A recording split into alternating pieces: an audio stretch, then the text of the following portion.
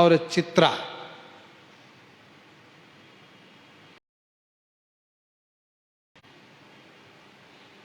ये रावण के साथ युद्ध है।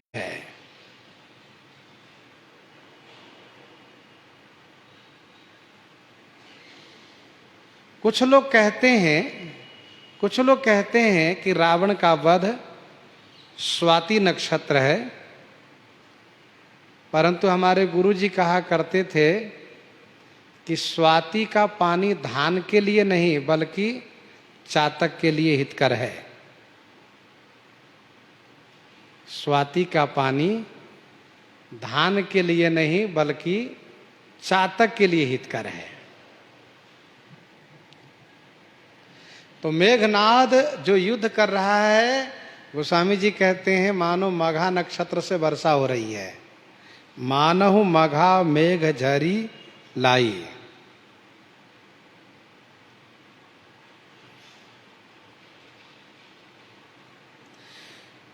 धरु धरु मारू सुनिए धुनि काना, जो मारे ते ही को न जाना। धरु धरु मारू सुनिए धुनि काना, जो मारे ते ही को न जाना। धरो धरो मारो,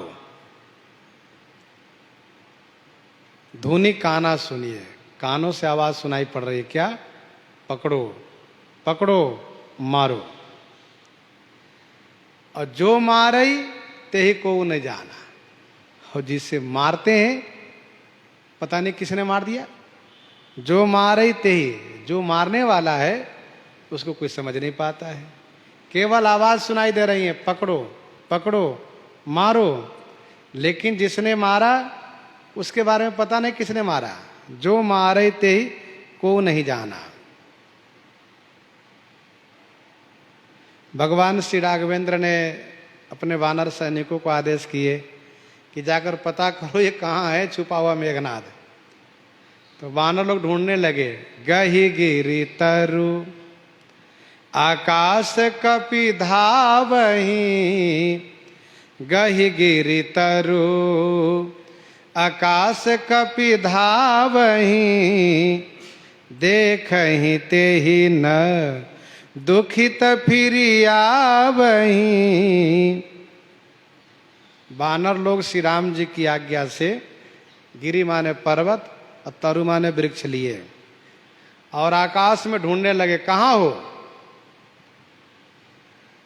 मेघनाद को वरदान है, जब तक वो रथ पर रहेगा कोई देख नहीं सकता। उसके बगल से बंदर निकल जाते, देख नहीं पा रहे हैं। गही गिरी तरु आकाश कपि धावही, वानर लोग आकाश में दौड़ लगा रहे हैं, लेकिन देख ही ते ही न दुखित फिर आवही। ते ही ना देख ही, उसको नहीं देखते हैं तो दुखी हो करके फिर आवही। फिर आवही माने लौट आते हैं।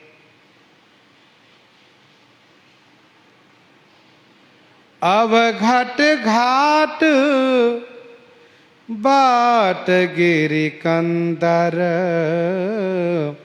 मायावल किन्हे सिसर पंजर। मेघनाद ने अपनी पूरी शक्ति लगा दिया है। अवघट, अवघट माने वह स्थान जिसको कहते हैं अटपटा मार्ग। अवघट जहाँ घाट न हो, जहाँ रास्ता न हो, और घाट माने जहाँ रास्ता हो, घाट बना हो। जैसे नदी आदि में अवघट होता है, जहाँ नहाने का घाट ना उसको अवघट कहते हैं, जहाँ घाट बना उसको घाट कहते हैं।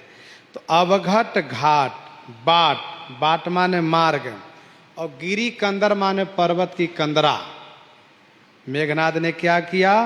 माया बल की नेसी सर पंजर, माया के बल से सर पंजर की नेसी, सर माने बाण का पिंजरा बना दिया।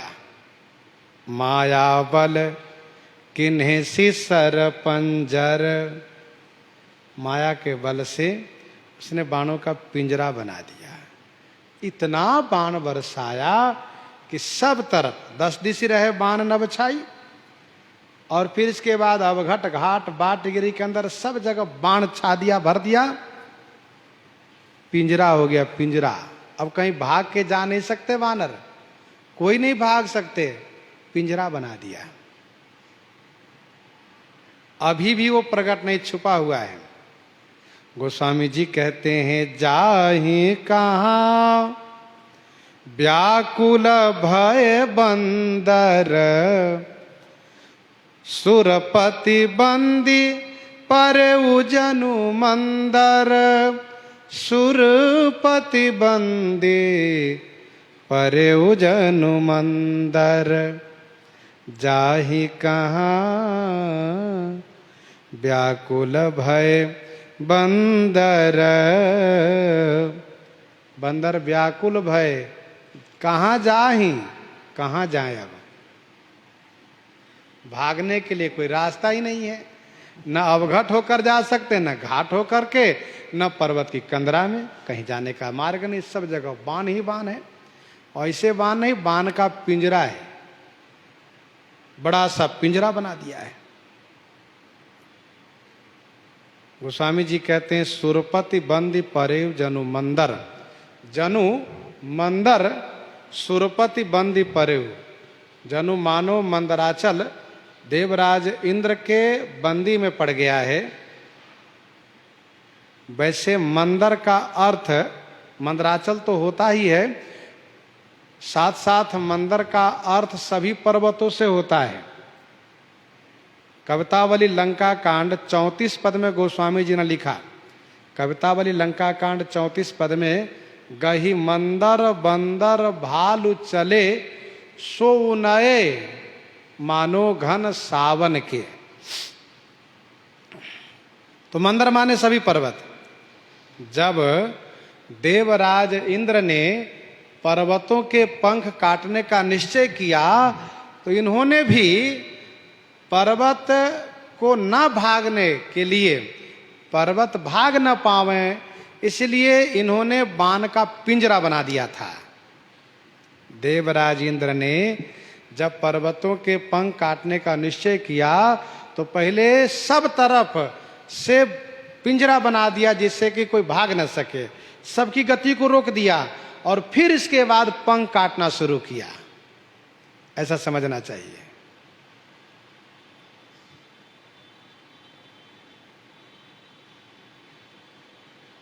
अथवा जिन जिन पर्वतों के पंख काटते थे, पहले उसको बंदी बना लेते थे, कहां भाग के जाओगे, फिर पंख काट लेते थे।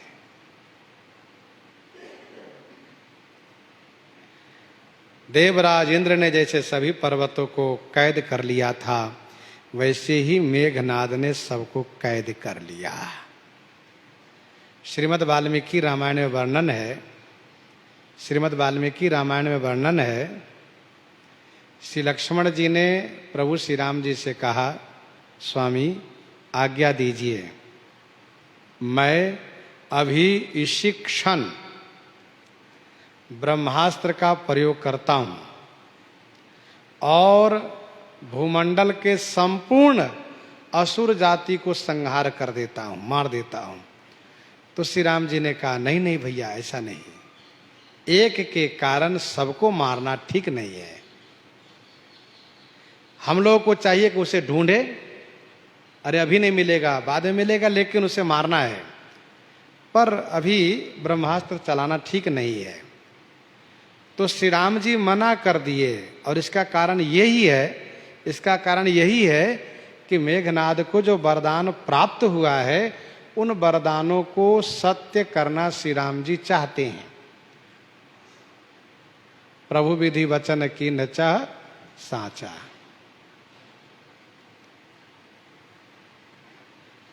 अच्छा, मेघनाद ने क्या किया, भट्ट को छुआ नहीं, भट्ट को केवल पिंजरे के अंदर कर दिया, और जो सुभट लोग हैं उनको मारा। तो जाहि कहाँ व्याकुल भय बंदर, सुरपति बंदी परेव जनु मंदर, ये भट्ट हुए। और सुभट में कहा मारुत सुत अंगद नल नीला, किन्हे सि विकल सकल बलशीला, किन्हे सि विकल सकल बलशीला। मारुत सुत अंगद नल नीला, ये सुभट लोग हैं। मारुत सुत श्री हनुमान जी, अंगद जी, नल, नील, सकल बलशीला माने बलशील को व्याकुल कर दिया। श्री जामवंत जी को नहीं छुआ, क्यों? क्योंकि मेघनाद के दृष्टि में जामवंत बलहीन है, वृद्ध है, जामवंत मंत्री अति बूढ़ा। बूढ़े पर हाथ छोड़ना नौजवानों के लिए शोभा नहीं है, इसीलिए ऐसा नहीं किया, जामवंत जी को छोड़ दिया वृद्ध जान करके।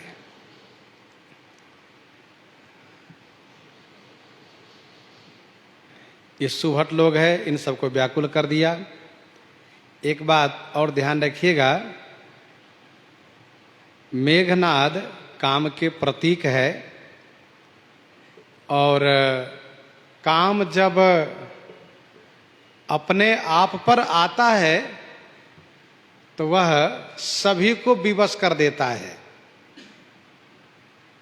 सभी को विवश कर देता है। और बालकांड में कामदेव के उस पौरुष पराक्रम को गोस्वामी जी ने वर्णन किया है। कब?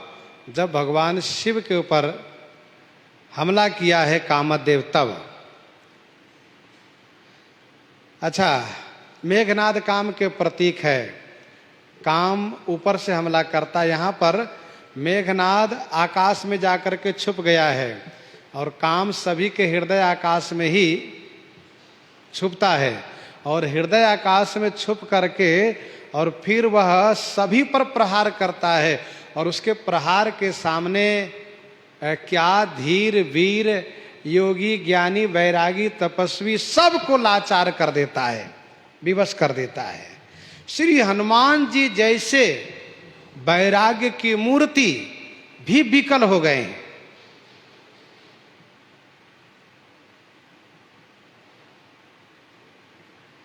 तो मारुत सुत अंगद नल नीला, किन्हे सि विकल सकल बलशीला। बालकांड में लिखा है, सिद्ध विरक्त महामुनि जोगी, तेपि कामवश भय वियोगी। तो काम का ऐसा प्रभाव है। विनय पत्रिका के 58 पद में गोस्वामी जी ने लिखा है, मोह दस मौल तद भ्रात अहंकार पाकारी जीत काम विश्राम हारी। तो इसने सभी सुभटों को व्याकुल कर दिया। और इसके बाद जो महाभट्ट हैं, कौन? कहा पुनि लक्ष्मण सुग्रीव विभीषण, शरण ही मारी, किन्हे सि जर जर तन। पुनि लक्ष्मण सुग्रीव विभीषण। पुनि माने फिर श्री लक्ष्मण जी, सुग्रीव जी और विभीषण जी, ये लोग महाभट्ट में हैं। इन सबको शरण ही मारी, बाणों से मार मार करके तन जर्जर किन्हे सी, तन माने शरीर को जर्जर कर दिया, अर्थात छलनी बना दिया। बहुत बाण मारा इन सब पर। श्री लक्ष्मण जी, श्री सुग्रीव, श्री विभीषण, इन महाभट्टों को छलनी कर दिया। और इसके बाद दारुण भट्ट। दारुण भट्ट में कौन है? श्री राम जी। पुनि रघुपति से जूझई लागा, सर छाड़ई होई लागहि नागा। पुनि रघुपति से जूझई लागा। पुनि माने फिर रघुपति श्री राम जी से युद्ध करने लगा, और सर छाड़ई, सर माने बाण, छाड़ी माने चलाता है। जो नागा होई लागही, नागा होई लागही, सर्प होकर के लगता चला जा रहा है वह बाण। जिस प्रकार से अशोक वाटिका में भट्ट, सुभट, महाभट्ट, दारुण भट्ट की बात कही गई है, कपि देखा दारुण भट्ट आवा, अंतिम में रहे महाभट्टा के संगा। तो उन सब को हनुमान जी ने अशोक वाटिका में परास्त किया था। वैसे मेघनाद ने आज के युद्ध में भट्ट, सुभट, महाभट्ट, दारुण भट्ट सबको परास्त किया है। बाण जो चला रहा है वह श्री राम जी को सर्प होकर के लग रहा है। तो श्री राम जी विवश हो गए, लाचार हो गए। ब्याल पास बस भय खरारी, स्वबस अनंत एक अविकारी। श्री काकभुसुंडी जी श्री गरुड़ जी को बार बार संबोधित कर रहे हैं। पक्षीराज, आप जरा ध्यान से सुनिए। जो श्री राम जी स्वबस माने स्वतंत्र हैं, अनंत माने आदि अंत रहित हैं, एक माने अद्वितीय हैं, अविकारी माने निर्विकारी हैं, खरारी हैं, खर के शत्रु हैं, वही श्री राम जी स्वेच्छा से ब्याल पास बस भय, ब्याल पास माने नाग पास के अधीनस्थ हो गए, अचेत हो गए, लाचार हो गए, विवश हो गए।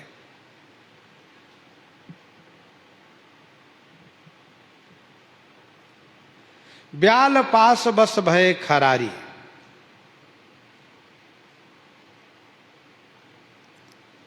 भव बंधन ते छूट ही, नर जपि जाकर नाम। उन्हीं श्री राम जी को तुक्ष राक्षस ने बांध लिया। इसी बात को लेकर के तो गरुड़ जी को मोह हुआ था। खरब निशाचर बांधेऊ, नाग पास सोई राम।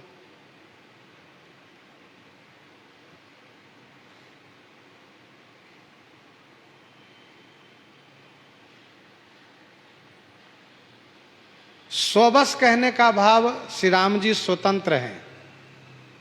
स्वबस माने स्वतंत्र हैं, सदा स्वतंत्र एक भगवाना। वे सभी काल में स्वतंत्र रहते हैं, चाहे अवतार काल हो, चाहे अपने नित्य स्वरूप में नित्य धाम में हो, हमेशा स्वतंत्र रहे हैं। निर्वाण दायक क्रोध जाकर, भगति अवसहि बस करी। भगति अवसहि बस करी। ठाकुर जी केवल भक्ति से अधीनस्थ होते हैं, बस में होते हैं, और बाकी किसी और साधन से उनको बस करना चाहे तो मुश्किल है। अनंत है, अनंत है अर्थात आदि अंत को जा सुन पावा, आदि अंत को जा सुन पावा, मति अनुमान निगम अस गावा। विनय पत्रिका 78 में गोस्वामी जी ने लिखा, आदि अंत मध्य राम साहिबी तुम्हारी। तो श्री राम जी कहीं भी रहते हैं, स्वतंत्र रहते हैं, अनंत है, न उनकी आदि है न उनका अंत है, एक है। एक है अर्थात अद्वितीय हैं। जेहि समान अतिशय नहीं कोई, जेहि समान अतिशय नहीं कोई। जिनके समान ही कोई नहीं है तो अतिशय क्या होगा कोई। एक है। अविकारी माने निर्विकारी हैं श्री राम जी। सकल विकार रहित गत भेदा, सकल विकार रहित गत भेदा, निर्विकारी हैं श्री राम जी। न उनमें काम, न क्रोध, न लोभ, न मोह, न मद, न मत्सर, कुछ नहीं है। न जन्म, न वृद्धि, न विवरण, न छिन्न, न जरा, न मरण, निर्विकारी हैं श्री राम जी। फिर ये सब श्री काकभूषुंडी जी गरुड़ जी को समझाने में कह रहे हैं कि देखो श्री राम जी खरारी हैं, खर के शत्रु हैं, खरदूषण जैसे मायावी को मारने वाले हैं, स्वतंत्र हैं, अनंत हैं, एक हैं, अभिकारी हैं, और इतना विशेषण होने के बाद फिर ऐसे विवश क्यों दिख रहे हैं, ऐसे लाचार क्यों दिख रहे हैं, नाग पास में क्यों बंध गए हैं? तो श्री काकभूषुंडी जी कहते हैं नट इब कपट चरित कर नाना, नट इब कपट चरित कर नाना, सदा स्वतंत्र एक भगवाना, सदा स्वतंत्र एक भगवाना, नटैव कपट चरित कर नाना, नटैव कपट चरित कर नाना। नटैव नट के जैसे, कपट माने बनावटी, कपटपूर्ण अर्थात बनावटी, नाना चरित कर, नट के जैसे बनावटी दिखावा अनेक चरित करते हैं। भगवाना सदा स्वतंत्र एक, भगवान हमेशा स्वतंत्र रहते हैं और एक हैं। ऐसा मत समझिए कि श्री राम जी परतंत्र हो गए हैं, नागपाश के अधीनस्थ हो गए हैं, ऐसा नहीं है। सदा स्वतंत्र एक भगवाना, एक भगवान ही तो है जो हमेशा स्वतंत्र रहते हैं। परम स्वतंत्र न सिर पर कोई, केवल एक भगवान जो हमेशा स्वतंत्र रहते हैं। बाकी कहा कोई चाहे भले मान ले कि हम स्वतंत्र है, कोई स्वतंत्र नहीं रहता है, नहीं हो पाता है। परवश जीव स्ववश भगवंता, जो अपने आप को बिल्कुल स्वतंत्र मानता वो भी किसी न किसी के अधीनस्थ है, स्वतंत्र कोई हो ही नहीं सकता है। परवश जीव स्ववश भगवंता, जीव अनेक एक श्रीकंता। तो नट इव कपट चरित कर नाना, नट के जैसे कपट पूर्ण बनावटी दिखावा अनेक चरित करते हैं। जैसे एक नट रंगमंच पर राजा का अभिनय करता है, तो राजा के जैसे वेशभूषा धारण करके सिंहासनासीन होता है, शासन करता है, दंडित करता है, बहुत सी बातें करता है। वही नट दूसरे शो में जब भिखारी का अभिनय करता है तो फटा पुराना कपड़ा पहना हुआ, हाथ में कटोरा थाली लेकर के भीख मांगते हुए दिखता है। नट न राजा है, नट न भिखारी है, नट तो नट ही है। जथा अनेक वेश धरी नृत्य करई नट कोई, सोई सोई भाव दिखावई आपुन होई न सोई। जथा अनेक वेश धरी नृत्य करई नट कोई, सोई सोई भाव दिखावई आपुन होई न सोई। उसको अंदर से मालूम है कि हम तो नट ही है, न राजा है न भिखारी है, ऐसा कुछ नहीं है। न अपराधी है और न ही न्याय करता है। हम तो नट है, एक केवल अभिनय है। जस काछिए तस चाहिए नाचा, वेश के अनुरूप अभिनय दिखाता है नट। ठाकुर जी हैं, वे अभिनय करते हैं, लीला करते हैं। इंद्रजाली कह कहियन वीरा, काटई निज कर सकल शरीरा। इंद्रजाली जो दिखाता है, जादू दिखाता है, इंद्रजाली तमाशा, उसका एक अलग ही विलक्षण अभिनय होता है। लेकिन लोग देखने वाले बहुत परेशान होते, आश्चर्यचकित, ये कैसे हुआ, हाथ अलग हो गया, पांव अलग हो गया, सिर अलग हो गया। लेकिन उसके परिकर जो साथ में वाले हैं साथ वाले उनको कोई आश्चर्य नहीं होता, वो तो जानता रोज का खेल ही है हमारा। सोनर इंद्रजाल नहीं भूला, सोनर इंद्रजाल नहीं भूला, जा पर होई सो नट अनुकूला। वह कभी चकित नहीं होता।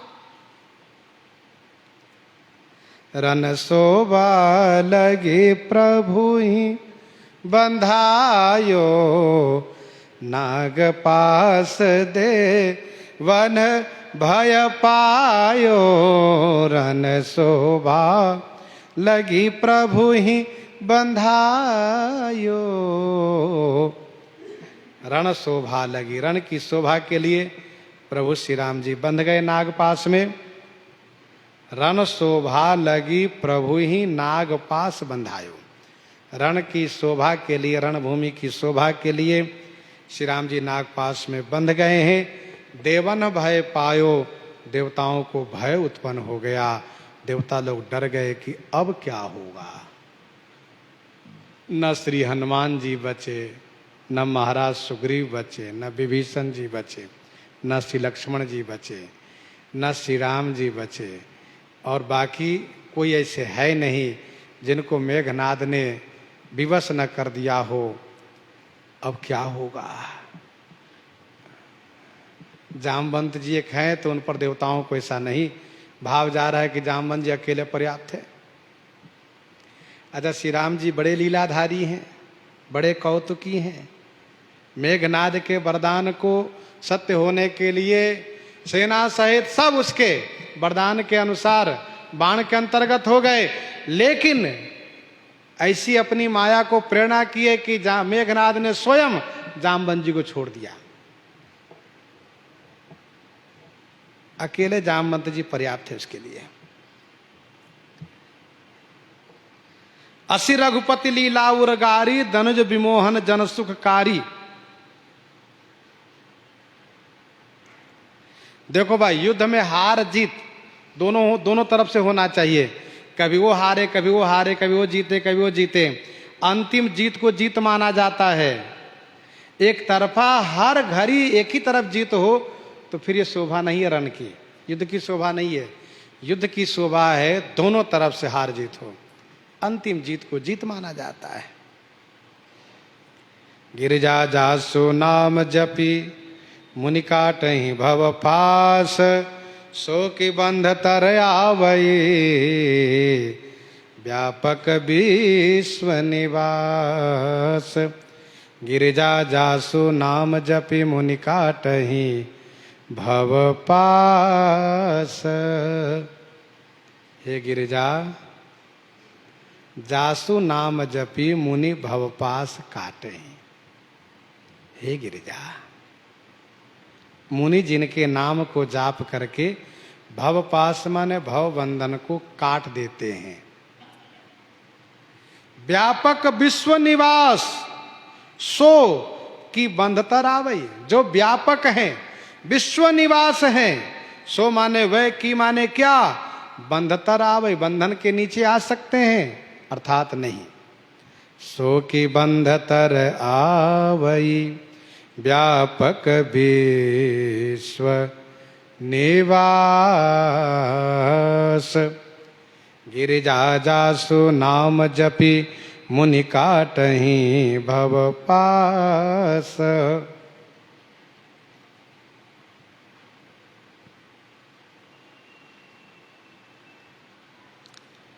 हे गिरिजा, मुनि लोग जिनके नाम के प्रभाव से भवबंधन से मुक्त हो जाते हैं, क्या वे श्री राम जी नागपाश में बंध सकते हैं? अर्थात नहीं।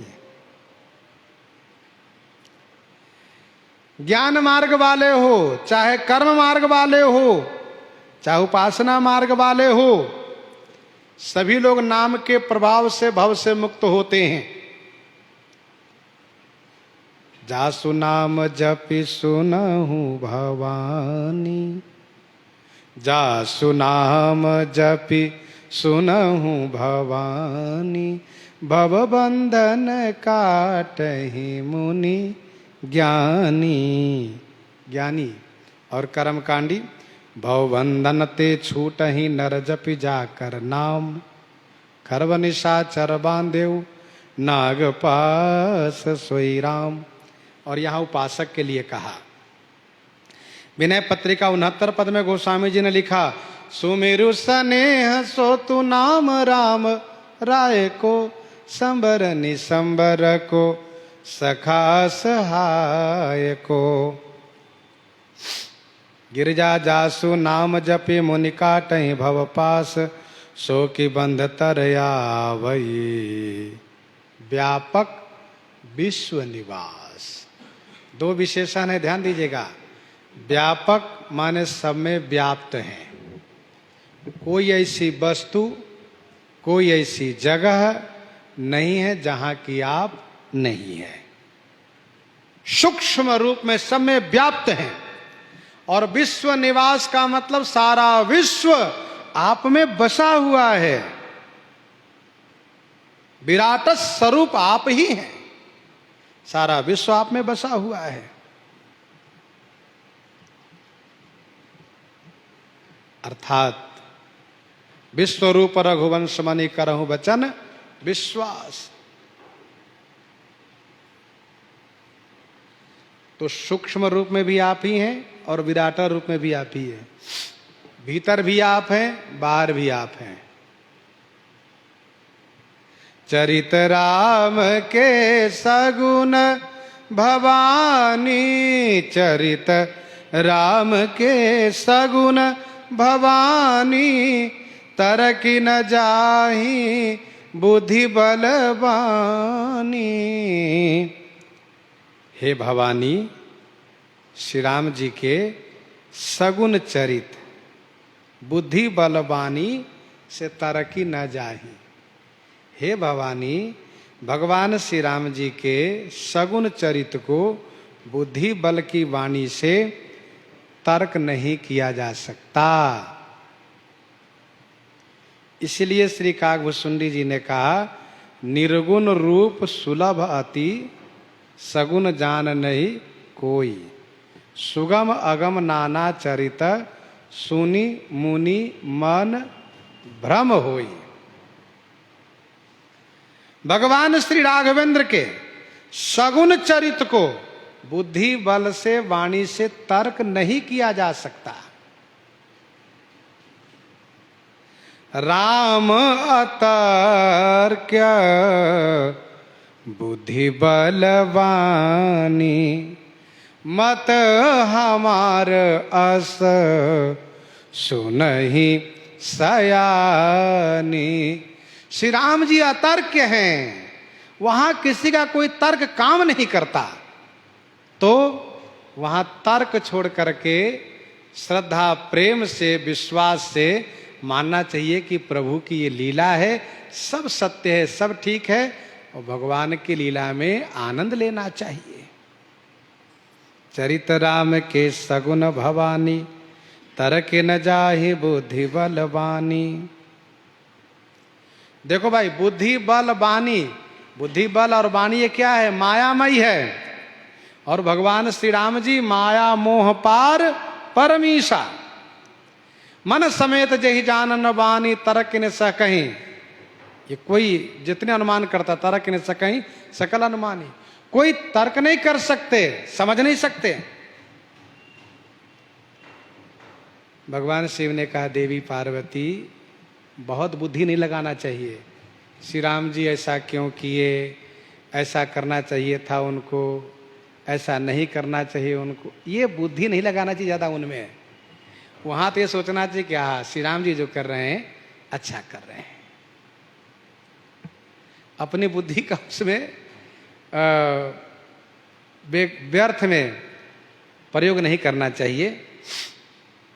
तो अस विचारी जे तज्ञ विरागी, राम ही भजहि तर्क सब त्यागी। अस विचारी जे तज्ञ विरागी, ऐसा विचार करके जो तज्ञ माने तत्वज्ञ हैं, तत्ववेत्ता हैं, वैरागी हैं, वे सब तर्क त्यागी राम ही भजहि, सभी तर्कों को छोड़ करके श्री राम जी को भजन करते हैं, श्री राम जी को भजते हैं। अस विचारी जे तज्ञ विरागी, राम ही भजहि तर्क सब त्यागी, राम ही भजहि तर्क सब त्यागी। जो तत्ववेत्ता है, तत्वज्ञ है, वह ऐसा विचार करके, कैसा विचार करके, तो भगवान श्री राम का चरित, जो सगुण चरित है, सगुण श्री राम जी का चरित है, वह चरित बुद्धि वाणी से परे है। हमारी बुद्धि जहाँ तक जाती है, हमारी वाणी जहाँ तक जाती है, उससे बहुत ऊपर है।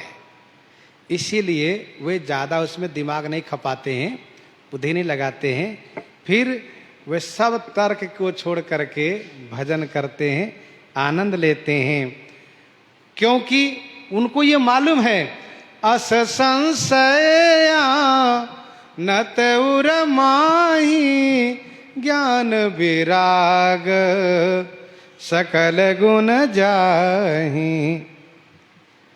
संशय हृदय में लाते ज्ञान वैराग गया, असंशय मन भयो अपारा, और होई न हृदय प्रबोध प्रचारा। इसीलिए भगवान को भजते हैं, राम ही भजहि तर्क सब त्यागी, क्योंकि बिनु विश्वास भगति नहीं, तेहि बिनु द्रवहि न राम। राम कृपा बिनु सपने हो, जीवन लह विश्राम। तर्क करने वाले परेशान रहते हैं, परेशान हो जाते हैं। चाहे श्री सती जी को देखिए, श्री गरुड़ जी को देखिए, कितने परेशान हुए। और जो तर्क छोड़ करके आनंद लेते, आहा प्रभु श्री राम जी की लीला है। जन जन को कल्याण करने के लिए, भक्तों के कल्याण के लिए ऐसी लीला कर रहे हैं, चरित कर रहे हैं।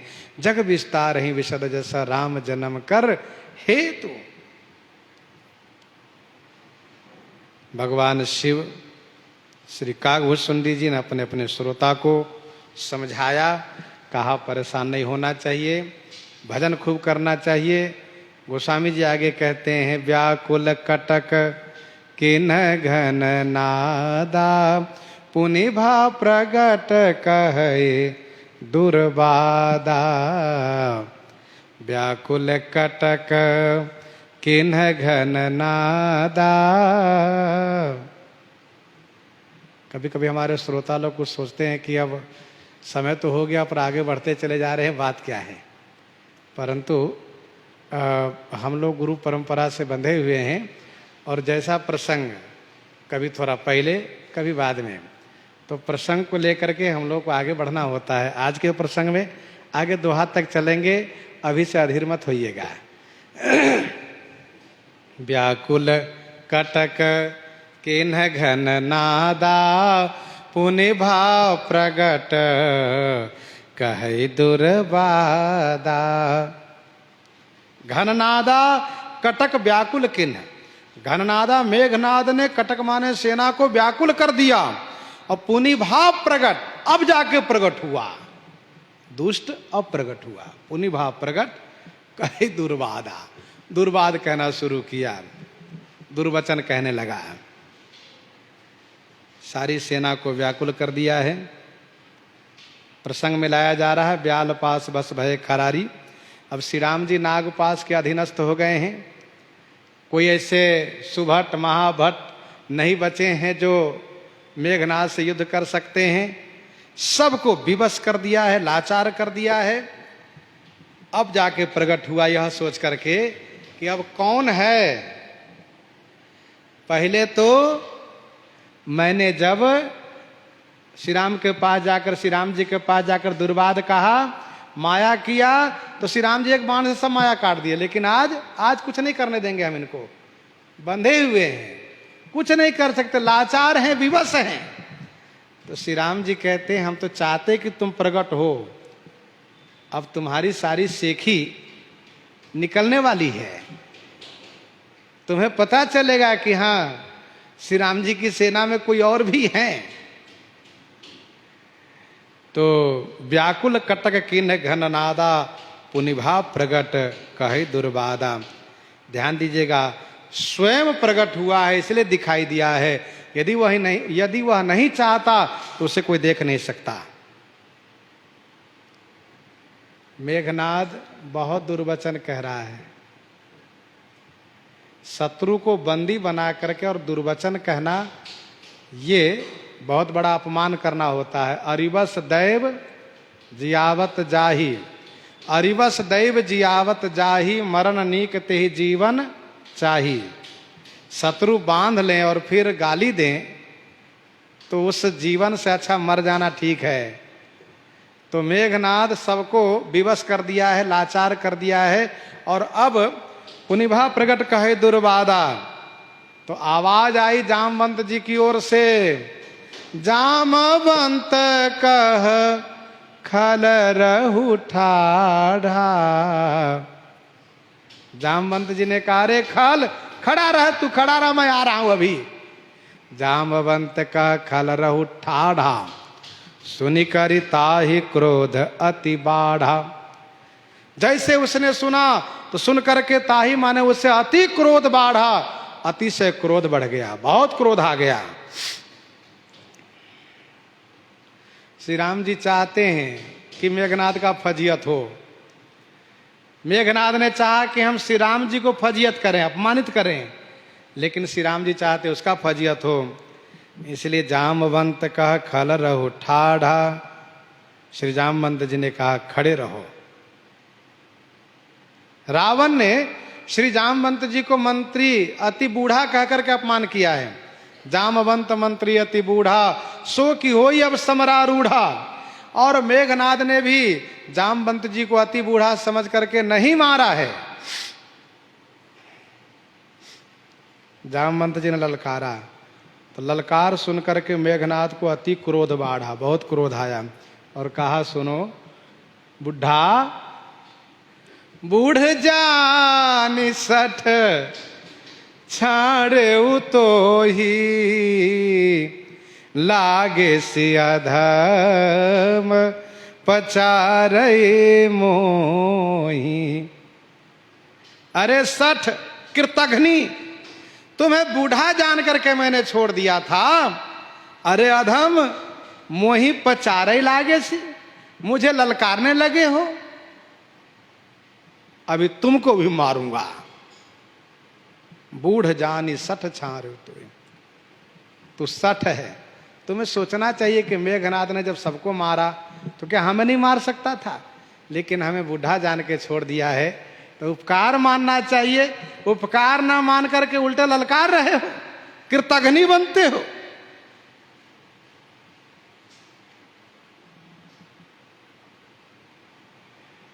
अरे अधम नीच, मुझे ललकारते हो। वस्तुतः श्री जामवंत जी महाराज श्री राम जी के भक्त हैं और भक्त भगवान के भरोसे रहते हैं। ऐसा नहीं कि तुम्हारा उपकार माने उनका उपकार माने और उनके गुलाम बनते रहे सबका, सो नहीं। भगवान के भक्त भगवान के भरोसे रहते हैं। तुम कुछ कर रहे हो तो भगवान की प्रेरणा से कर रहे हो, इसीलिए हम तो भगवान के होके रह रहे हैं। और सबसे बड़ी बात, मेघनाद श्री राम जी को अपमान करने लगा है और हरिहर निंदा सुनई जो काना होई पाप गो घात समाना। फिर तो संत शंभु श्री पति अपवादा, सुनिए जहां तासी मर्यादा, काढ़िय तासु जीव जो बसाई। मेघनाद के इस प्रकार से दुर्वचन पर श्री जामवंत जी को बहुत रोष आ गया और इन्होंने ललकारा। तब मेघनाद ने कहा कि लागे से अधम पचारई मोही। अरे अधम बुढ़ा नीच सठ, मुझे ललकार रहे हो। अस कही तरल त्रिशूल चलायो, जामवंत कर गही सुई धायो। असकहि तरल त्रिशूल चलायो। ऐसा कह करके, तरल माने प्रदीप्त, चमचमाता हुआ, तीक्ष्ण, बिजली के समान प्रदीप्त त्रिशूल चलाया, त्रिशूल फेंका जामवंत जी के ऊपर। असकहि तरल त्रिशूल चलायो। वाह रे जामवंत जी, तुरंत कूद के उसको पकड़ लिए। जामवंत कर गही, जामवंत जी उछल करके उसको पकड़ लिए त्रिशूल को, और कर गही सोई धायो, हाथ में पकड़ करके धायो माने दौड़े मेघनाद की ओर। और जब तक मेघनाद संभलता संभलता कुछ सोचता, तब तक तो जामवंत जी बड़ी स्फूर्ति से पहुंच गए। मारे सी मेघ नाद कई छाती, परा भूमि घुरमित सुर घाती। कुछ नहीं चल पाया उसका। मारे से मेघनाद कई छाती, मेघनाद की छाती में श्री जामवंत जी ने त्रिशूल धसा दिया। और वह सुरघाती माने देवताओं को नाश करने वाला मेघनाद, घुरमित माने चक्कर खा के और भूमि परा माने पृथ्वी पर गिर गया। जामवंत जी छोड़ दिए, कहा नहीं। बड़ी गुस्सा लगी, मेरे सामने मेरे स्वामी को तुमने दुर्वचन कहा है, अपमान किया है, इसलिए पुनि रिसान गही चरण फिरायो, मही पछारी निज बल देखरायो। पुनि रिसान गही चरण फिरायो। पुनि माने फिर, रिसान माने गुस्से में, क्रोध में आकर के, गही चरण, चरण माने पैर को, गही माने पकड़ करके, फिर आयो माने घुमाया, और घुमा करके फिर मही पछारी, भूमि पर पटका, धोबिया पाट की तरह, जैसे धोबी कपड़े को पटकता हो। निज बल देख रायो। जामवंत जी ने कहा, तू बुढ़ा कहता है, देखो मुझ बुढ़े में कितनी ताकत है, बुढ़ा कह के अपमान करते हो। मही पिछारी निज बल दिखरायो, भूमि पर पटक करके श्री जामवंत जी ने अपना बल दिखराया। जामवंत जी ने भूमि पर पटक के भी बहुत मारा, बहुत मारा जामवंत जी ने, लेकिन वह मर नहीं सकता। क्यों? क्योंकि उसको वरदान है, बर प्रसाद सो मरए न मारा, तब गहे पद लंका पर डारा।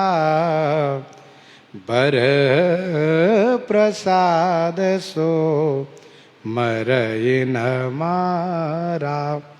बर प्रसाद, वरदान के प्रसाद से, प्रभाव से, मारा न मरई, सो माने वह मारने से नहीं मर रहा है, नहीं तो मर गया होता। जामवंत जी ने बहुत मारा इसको। हाँ, जब नहीं मरा तो तब गही पद लंका पर डारा, तो पैर पकड़ करके घुमा करके ढेलमास की तरह लंका पर डाल, लंका फेंक दिया, जाओ। बहुत बड़बड़ा रहे थे।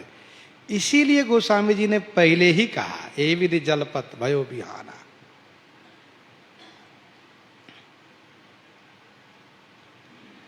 बर प्रसाद।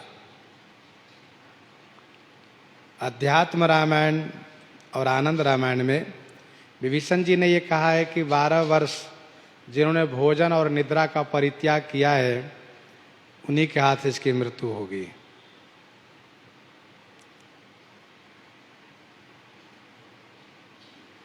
श्री लक्ष्मण जी नहीं सोते थे, यह बात तो प्रमाणित है, लेकिन फल ग्रहण करते थे, ऐसी बात मानस जी में कही गई है। गीतावली में भी स्पष्ट है कि सबरी जी के यहाँ भी दोनों भाई फल खाए हैं। श्रीमद् वाल्मीकि रामायण के अनुसार वरदान यह है कि तुम जब यज्ञ करते रहोगे और उस समय में तुम्हारे पास जब तुम्हें मारने वाला पहुंच जाएगा, तुम्हारे यज्ञ को विध्वंस करेगा, समझ लेना कि तुम उसी के हाथ से मारे जाओगे। वरदान का ये प्रभाव है। कलह भेद से सब कथा अपनी जगह सही है। गीतावली उत्तरकांड 31 पद में श्री लक्ष्मण जी कहते हैं, असन बिनु बन बरम बिनु रन, हनुमान ज्यायो ज्याय। तो लक्ष्मण जी वहां पर कहते हैं कि मैंने भोजन नहीं लिया। फल लेते थे लेकिन भोजन की बात वहां कही गई है। श्री लक्ष्मण जी सोते नहीं थे, या तो मानस जी में प्रमाणित बात है। तो हनुमान नाटक में भी ये बात कही गई है कि उसके यज्ञ का विध्वंस जो करेंगे उन्हीं के हाथ से मृत्यु होगी। तो इसीलिए रणभूमि में आज जामवंत जी के मारने से मेघनाद नहीं मरा है। श्री जामवंत जी ने उसे टांग पकड़ करके लंका में फेंक दिए हैं। गोस्वामी जी कहते इधर देवर्षि नारद जी तुरंत पहुंच गए पक्षीराज के पास। सुनिए, जल्दी चलिए। यहाँ देव ऋषि गरुड़ पठायो, राम समीप सपदि सो आयो। अब स्वयं बंधे हैं नाग पास में, स्वयं खुल जाए, ये लीला के अनुकूल शोभा नहीं है। इसीलिए देवर्षि नारद जी को प्रेरित किए। देवर्षि नारद जी ने पक्षीराज को भेजा, यहाँ देव ऋषि गरुड़ पठायो। यहाँ देवर्षि नारद जी ने गरुड़ जी को भेजा है। राम समीप सपदि सो आयो, सो राम समीप सपदि आयो। वह श्री राम जी के पास सपदि माने शीघ्र पहुंचा है पक्षीराज। अच्छा, देवर्षि नारद जी भी गरुड़ जी को मेघनाद के रहते नहीं भेजे हैं। देवर्षि नारद जी भी मेघनाद के रहते गरुड़ जी को नहीं भेजे। क्यों? सोचे भेजेंगे तो गरुड़ जी से लड़ाई हो जाएगी मेघनाद की। इसीलिए जब मेघनाद को जामवंत जी ने फेंक दिया है लंका में मार करके, अधमरु करके, तब इन्होंने भेजा है।